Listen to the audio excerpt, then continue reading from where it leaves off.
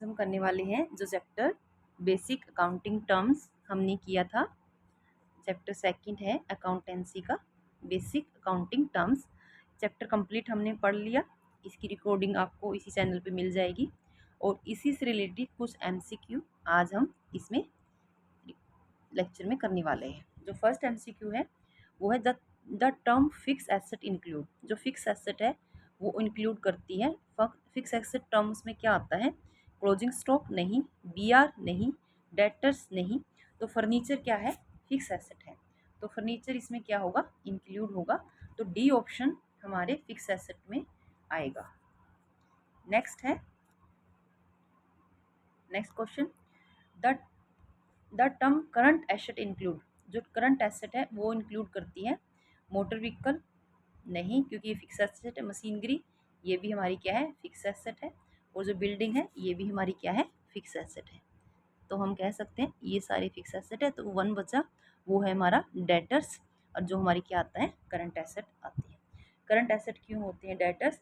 क्योंकि अभी in person से जो फर्म है उन्होंने पैसा लेना है।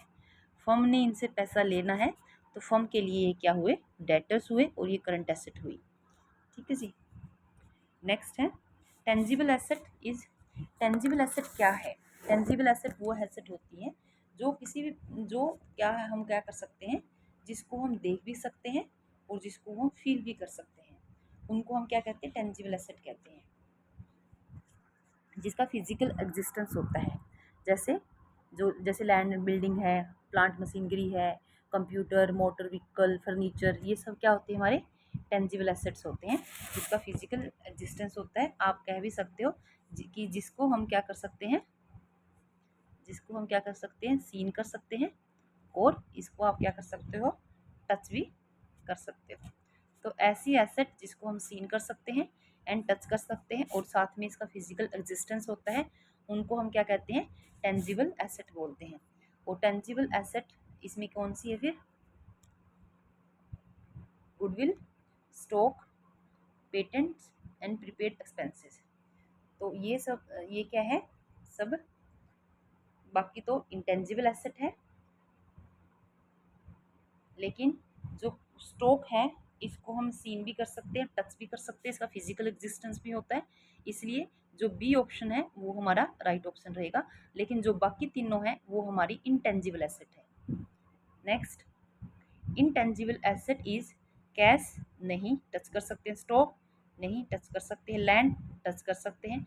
तो गुडविल है। इंटेंजिबल एसेट वो एसेट होती है जिन एसेट्स को कैन नॉट बी सीन, ना तो हम देख सकते और ना ही इसको हम फील, ना ही हम इसको फील कर सकते, ना ही हम इसको टच कर सकते, और ना ही इसका कोई भी फिजिकल एग्जिस्टेंस होता है। तो आप कह सकते हो कि ऐसी एसेट जिसका फिजिकल एग्जिस्टेंस भी नहीं होता, टच भी नहीं कर सकते, देख भी नहीं सकते, वो क्या होती है? हमारी इंटेंजिबल एसेट होती है। और जो सी ऑप्शन है गुडविल का, वो हमारा राइट आंसर है। Next, wasting asset is. Wasting asset वो एसेट होती है जिसका जो लाइफ, यूजफुल लाइफ है, वो लिमिटेड होती है। आप कह सकते हो कि वेस्टिंग एसेट कौन सी एसेट होती है? जिसकी जो यूजफुल लाइफ है वो क्या होती है? लिमिटेड होती है। अगर आपने यूज कर लिया तो वो खत्म हो जाती है। तो इनमें से ये क्या है? माइन है, ऑयल है, पेटेंट है, इन सब की जो लाइफ है, यूजफुल लाइफ है, वो लिमिटेड होती है। इसलिए सब की सब क्या है? ये वेस्टिंग एसेट है। नेक्स्ट आती है fix liability include. Fix liability include करती है लॉन्ग टर्म लोन्स को। जहाँ पर हमारी लाइबिलिटी है वो फिक्स है, क्योंकि जो अगर हम लोन लेते हैं तो इंटरेस्ट पे करने की लाइबिलिटी हमारी क्या हो जाती है? फिर फिक्स है। Next, current asset include. Current asset में current liability include. Current liability में क्या क्या चीज़ें इंक्लूड होती हैं? बीपी। बीपी मतलब जी, करंट लाइबिलिटी क्यों होती है बीपी हमारी? क्योंकि बीपी के अंदर फर्म के द्वारा प्रोमिस किया जाता है टू पे के लिए। वो एक बिल ऑफ एक्सचेंज ये बना के देते हैं सप्लायर को। और जो भी चीज़ें उधार में ये परचेज करते हैं बाद में उनको एक बिल ऑफ एक्सचेंज देते हैं, तो इसलिए वो बीपी बोला जाता है। तो ये भी उनकी क्या है? करंट लाइबिलिटी है। क्रेडिटर्स। क्रेडिटर वो पर्सन होते हैं कि जिनको फर्म को क्या लेना होता है? क्रेडिटर कौन से पर्सन होते हैं?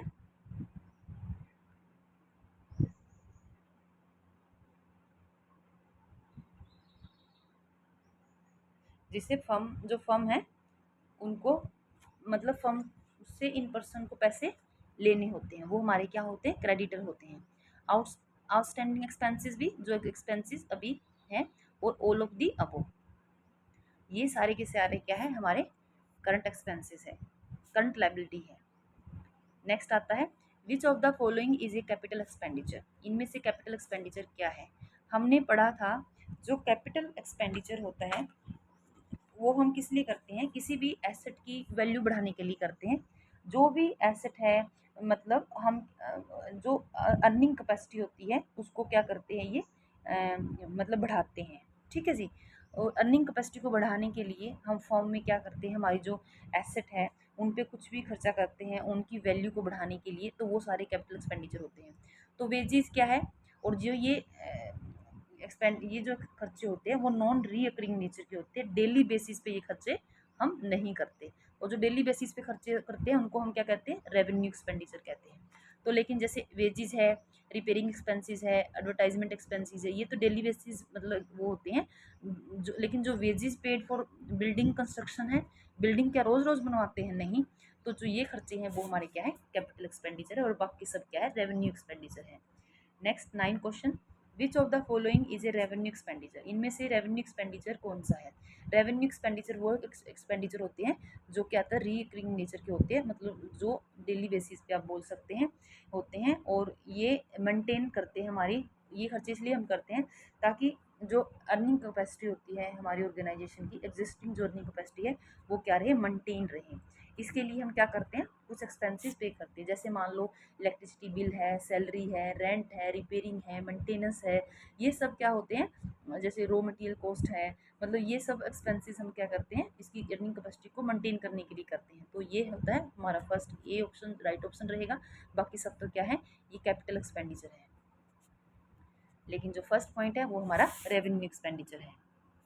Next, a person who owns money to the firm is called, एक पर्सन जिसको क्या करना है, जिसको जिसको फर्म ने रुपया जिससे लेना है, ऐसे पर्सन कौन होते हैं जिससे फर्म ने पैसे लेने हैं, वो कौन होते हैं फर्म के लिए, वो डेटर्स होते हैं। जिस फर्म को जिसको देना है वो क्रेडिटर है, लेकिन जिससे लेना है वो उनके लिए डेटर्स है।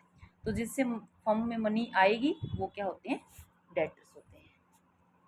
लेकिन a person to whom money is owned by the firm, जो फर्म के द्वारा मनी को पे किया जाएगा वो कौन होते हैं, क्रेडिटर्स होते हैं, जिनको कंपनी को क्या किया होता है, कोई भी क्रेडिट पे सेल उन्होंने की होती है, रॉ मटेरियल प्रोवाइड करना या कोई भी अदर जो है मटेरियल प्रोवाइड करते हैं, ये किस बेसिस पे, क्रेडिट बेसिस पे। तो इनको कंपनी ने फर्म ने पे करना होता है, इसलिए ये हमारे क्या होते हैं, क्रेडिटर होते हैं। ठीक है जी। नेक्स्ट 12 क्वेश्चन हमारा आता है इसी में, goods mean a commodity to be bought and sold. Goods का मतलब होता है जो कॉमोडिटी को खरीदा जाता है और बेचा जाता है। एक कॉमोडिटी जिसको खरीदा जाता है लेकिन बेचा नहीं जाता, एक कॉमोडिटी जिसको हम क्या करते हैं, एज एसेट यूज करते हैं, ऑल ऑफ दी अबव नहीं। गुड्स का मतलब हमने पढ़ा था जिसको हम सेल करते हैं और परचेज करते हैं, वही सब क्या कहलाती है, गुड्स कहलाती है। नेक्स्ट, ट्रेड डिस्काउंट क्या होती है। ट्रेड एक तो हमने पढ़ी थी, टू टाइप्स की डिस्काउंट होती है, एक तो होती है ट्रेड डिस्काउंट, एक होती है कैश डिस्काउंट, है ना। ट्रेड डिस्काउंट तो वो डिस्काउंट होती है जब हम गुड्स को सेल करते हैं उस टाइम हम देते हैं, जब हम सेल अभी हो रही है उस टाइम जो टोटल बिल बना, मान लो वो 10,000 का बिल बना, और आपने आपने आप आपको बोला गया कि चलो 9500 हमें पे कर दो, तो ये जो 500 रुपये की डिस्काउंट है इसको ट्रेड डिस्काउंट कहते हैं, जब आप प्राइसेस में से कुछ लेस करते हैं। लेकिन जो कैश डिस्काउंट होती है वो क्या है, कैश डिस्काउंट का मतलब होता है कि जब पर्सन ये सोचता है कि आपको ये बोलता है कि अगर आप विद इन वीक पे करते हैं तो हम आपको 2% डिस्काउंट देंगे, जो भी बिलिंग है अगर आप विद इन 2 डे उनको क्लियर करते हैं, तो ये होती है कैश डिस्काउंट। इसको हमेशा अकाउंट्स में हम कंसिडर करते हैं, ट्रेड डिस्काउंट को कभी भी किसी भी अकाउंट्स में शो नहीं किया जाता, इनकी ट्रांजेक्शन्स होती है लेकिन इनकी किसी भी प्रकार की कोई भी एंट्री नहीं होती। तो trade discount is which is allow at the time of sales of goods, जो सेल्स ऑफ गुड्स के टाइम अलाउ होती है उसको हम क्या कहते हैं, ट्रेड डिस्काउंट कहते हैं। नेक्स्ट, कैश डिस्काउंट क्या है, अभी हमने पढ़ा कि कैश डिस्काउंट का मतलब क्या होता है, विच is received eight the time of making the payment, जब हम पेमेंट करते हैं उस टाइम हमें रिसीव होती है। अच्छा, आपको बोला जाता है कि अगर आप अभी जैसे मान लो आपने कोई भी गुड्स को परचेज किया, गुड्स की जो प्राइसेस है मान लो वो क्या है, आपको 20,000 है, लेकिन आपके पास पैसे मान लो कम है या कुछ भी है, तो आप उनसे पूछते हैं, आप उनसे इंस्टॉलमेंट के बारे में, ईएमआई के बारे में पूछते हैं, लेकिन वो आपको कहते हैं कि अगर आप ईएमआई लेते हैं तो ऐसे खर्चा पड़ेगा, अगर आप अभी कैश में डिस्काउंट करते हैं तो आपको ये इतना रुपए सस्ता पड़ेगा। मतलब आप कह सकते हैं कि कैश डिस्काउंट का मतलब होता है जब आप पेमेंट करते हैं, पेमेंट करते टाइम आपको जो डिस्काउंट दिया जाता है, ताकि जल्दी से, ये डिस्काउंट इसलिए दिया जाता है ताकि जो बायर है वो जल्दी से जल्दी पेमेंट को क्लियर कर दे। ठीक है जी, उसको कैश डिस्काउंट बोला जाता है। इसके बाद current asset do not include, current asset include नहीं करती डेटर्स को, मोटर कार को, बैंक बैलेंस को या प्रीपेड एक्सपेंसेस को।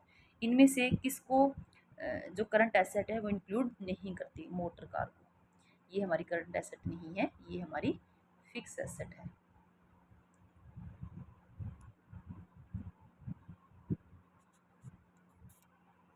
Next, tangible asset do not include, tangible asset में इंक्लूड नहीं है। मुझे बताएं, टेंजिबल एसेट वो एसेट होती है जिसको हम क्या कर सकते हैं, टच कर सकते हैं, और जिसको हम देख भी सकते हैं, फिजिकल एग्जिस्टेंस होता है। तो वो आती है हमारी गुडविल। गुडविल क्या है? हमारी इनटेंजिबल एसेट है, जिनको हम, जिसका फिजिकल एग्जिस्टेंस नहीं है और जिसको हम देख और फील नहीं कर सकते, तो वो हमारे लिए क्या है? टेंजिबल एसेट है। Next,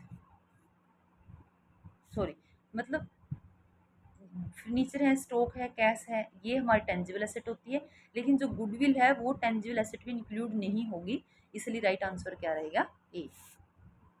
next, intangible asset do not include, कौन से इंक्लूड नहीं करते?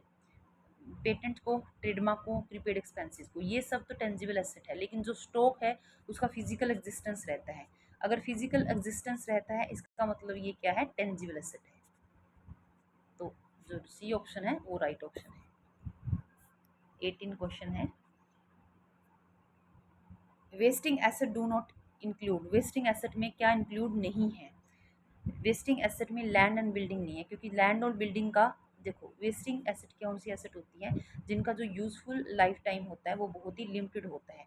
जो माइन है, पेटेंट है, ट्रेडमार्क है, इनको बार बार क्या करो, रिन्यू करवाना पड़ता है हमें। लेकिन जो लैंड एंड बिल्डिंग होती है, इनका जो लाइफ टाइम होता है वो थोड़ा सा लंबा होता है, लॉन्ग होता है, इसलिए ये इसमें इंक्लूड हम नहीं करते। ये फिक्स एसेट होती है हमारी, ना कि wasting asset. Current liability include, current liability में इंक्लूड किया जाता है। करंट लायबिलिटी का मतलब होता है जिसको हमें पे करना है ना। मतलब वैसे तो ये होता है विद इन 1 ईयर, बहुत जल्दी से जल्दी पे करना है। कैपिटल करंट लायबिलिटी नहीं होती हमारी। लॉन्ग टर्म लोन भी करंट लायबिलिटी नहीं होती। डेटर्स भी हमारी करंट लायबिलिटी नहीं होती, क्योंकि ये कौन सी होती है? नॉन करंट लायबिलिटी होती है, जिनका लाइफ टाइम क्या होता है? मोर देन 1 ईयर होता है। लेकिन जो बिल पेबल होते हैं हमारे, जो बीपी होते हैं, ये हमारी करंट लायबिलिटी होती है। तो राइट ऑप्शन क्या रहेगा हमारा? B. Next, current liability do not include, current liability में क्या इंक्लूड नहीं होता? तो सबसे पहले देख लेते हैं, जो क्रेडिटर है वो करंट लायबिलिटी है। यस, ये क्रेडिटर हमारे करंट लायबिलिटी में आते हैं। बीपी भी हमारे करंट लायबिलिटी में आते हैं। आउटस्टैंडिंग सैलरीज भी हमारी करंट लायबिलिटी में आती हैं। लेकिन कभी भी प्रीपेड इंश्योरेंस ये हमारी करंट लायबिलिटी नहीं होती, ये बल्कि हमारी एसेट होती है। तो जो ऑप्शन डी है ये हमारा राइट आंसर है। नेक्स्ट, पेटेंट इज, पेटेंट क्या है? पेटेंट क्या है? एक इंटेंजिबल एसेट है, जिसको हम क्या नहीं कर सकते, जिसका फिजिकल एग्जिस्टेंस नहीं होता, ना ही हम इसको टच और सीन कर सकते हैं। बी जो ऑप्शन है वो क्या रहेगा? राइट ऑप्शन रहेगा। नेक्स्ट, मारुति कार इज है, मारुति कार कार क्या है? एक मारुति कार क्या करंट एसेट है? नहीं। इंटेंजिबल करंट एसेट तो नहीं है, फिक्स एसेट होती तो शायद ठीक हो जाता। करंट एसेट इसका राइट आंसर नहीं है। लेकिन इसके बाद करंट एसेट नहीं है तो इंटेंजिबल एसेट नहीं है कार, नहीं इंटेंजिबल भी नहीं है क्योंकि इसका फिजिकल एग्जिस्टेंस है। इंटेंजिबल भी नहीं है, तो क्या टेंजिबल एसेट है? टेंजिबल है ये, टच भी कर सकते, फिजिकल एग्जिस्टेंस भी है क्या इसका? यस। तो हम कह सकते हैं जो सी ऑप्शन है वो हमारा राइट आंसर है। Next, any expenditure that full benefits of which is received during one accounting period in the terms as, ऐसा कोई भी एक्सपेंडिचर जिसका फुल बेनिफिट मिलता है, रिसीव होता है during one accounting period in the terms, उसको हम क्या कहते हैं? Any expenditure the full benefit of which of receive during one accounting period. ऐसा कौन सा एक्सपेंडिचर होता है जिसको करने से हमें 1 ईयर की अकाउंटिंग पीरियड में उसका बेनिफिट मिलता है? तो current liability, current asset, capital expenditure या रेवेन्यू एक्सपेंडिचर। तो राइट आंसर रहेगा रेवेन्यू एक्सपेंडिचर, क्योंकि जो कैपिटल एक्सपेंडिचर करते हैं वो तो हम लॉन्ग टर्म के लिए खर्चा करते हैं। मतलब इसमें हम जो कैपिटल एक्सपेंडिचर करते हैं लॉन्ग टर्म के लिए करते हैं, जैसे एसेट की वैल्यू बढ़ानी है, ठीक है, एसेट की वैल्यू बढ़ानी है या हमारी जो अर्निंग कैपेसिटी है उसको इंक्रीज करना है, इसके लिए हम कैपिटल एक्सपेंडिचर करते हैं। जो लेकिन जो रेवेन्यू एक्सपेंडिचर होते हैं वो 1 ईयर बेसिस होते हैं, मतलब डेली बेसिस एक्सपेंसेस होते हैं। इनसे हमें जो ये एक्सपेंसेस हम करते हैं इनसे हमें 1 ईयर बेनिफिट्स मिलते हैं, ठीक है। लॉन्ग टर्म तक इनके बेनिफिट हमें देखने को नहीं मिलते, तो राइट ऑप्शन रहेगा हमारा डी। नेक्स्ट आता है which of the following will be treated as drawing. इनमें से किसको हम ड्राइंग ट्रीट करते हैं? ड्राइंग का मतलब क्या होता है? जब किसी भी पर्सन के द्वारा अपने बिजनेस फंड में से प्राइवेट एक्सपेंसेस के लिए कोई भी खर्चा निकाला जाता है, खर्च किए जाते हैं, तो उसको हम क्या कहते हैं? ड्राइंग कहते हैं। तो ड्राइंग मनी फ्रॉम, इन्होंने बोला कि drawing money for payment of salary to employ, ये नहीं, ये तो बिजनेस का खर्चा, ये तो नहीं हो सकता। Drawing money for payment to creditor, नहीं, उनको भी पे करना था हमें, ये भी खर्चा नहीं है। Drawing money for business for,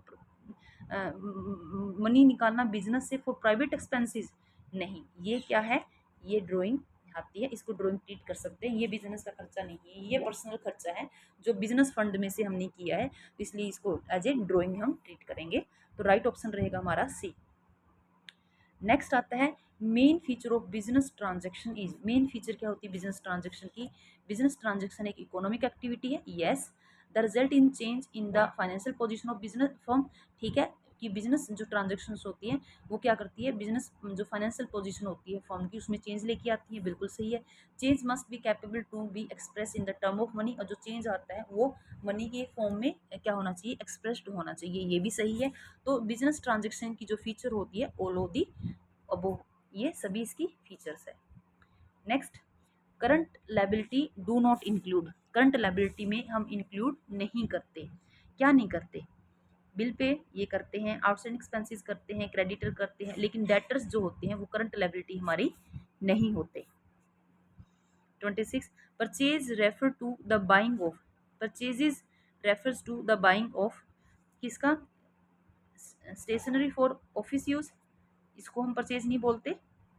अगर ऑफिस यूज़ के लिए हम कोई भी स्टेशनरी परचेज करते हैं, एसेट परचेज करते हैं, फैक्ट्री के लिए इन्वेस्टमेंट करते हैं, तो ये सब हमारे क्या होते हैं? मतलब इनको हम परचेज नहीं ट्रीट करते। जैसे स्टेशनरी को हम स्टॉक ट्रीट कर सकते हैं, तो इस तरह जो गुड्स हैं ऑफ रीसेल उन्हीं को हम परचेज बोलते हैं।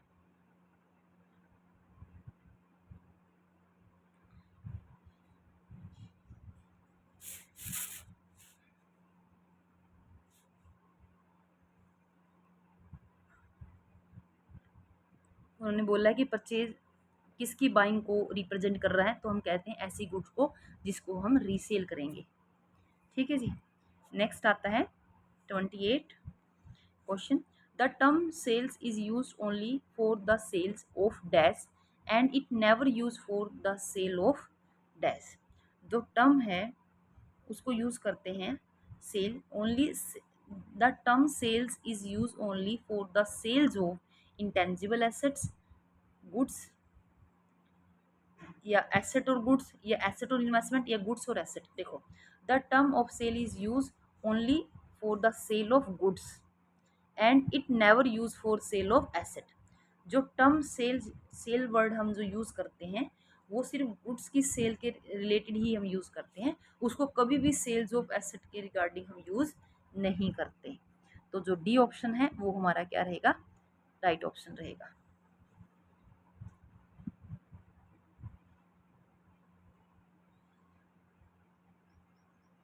ठीक है, कि हम जो सेल वर्ड है वो सेल्स ऑफ गुड्स के लिए यूज़ करते हैं, कभी भी एसेट की सेल के लिए इसको हम यूज़ नहीं करते।